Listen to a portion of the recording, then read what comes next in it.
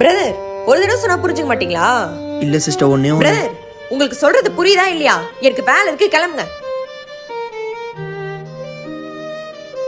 சும்மா.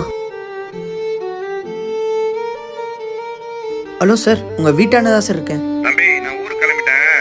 ஒரு 2 வாரம் கழிச்சு வா. சார் இல்ல சார்.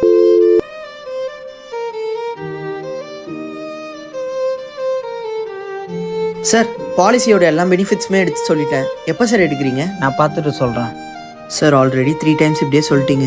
எப்போ சார் எடுப்பீங்க? பிரதர், என் ஃப்ரெண்டுக்காக தான் வெயிட் பண்ணியிருந்தேன். சரி, சும்மா டைமில் பாலிசி பற்றி தெரிஞ்சுக்கலாம தான் தெரிஞ்சுக்கிட்டேன். வேறு ஒன்றும் இல்லை.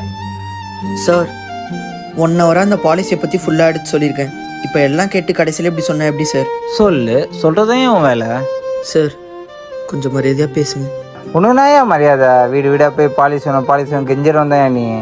அது வேணும் இது வேணும்ன்ட்டு போயா.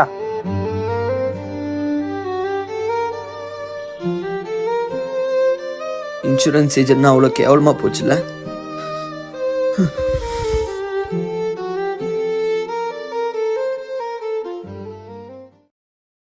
ஹலோ பிரதர், என்ன தெரியுதுங்களா? தெரியுது, சொல்லுங்க சிஸ்டர். கொஞ்சம் வீடு வரைக்கும் வர முடியுமா பிரதர்? ஓகே சிஸ்டர், வரேன். சொல்லுங்க சிஸ்டர்.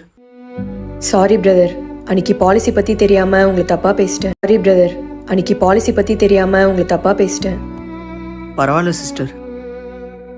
இப்போ ரீசெண்டா என் ஃப்ரெண்டோட அண்ணன் ஒருத்தர் இறந்துட்டாரு. அவர் மட்டும்தான் அவர் ஃபேமிலியில ஏர்ன் பண்ற ஒரே பர்சன்.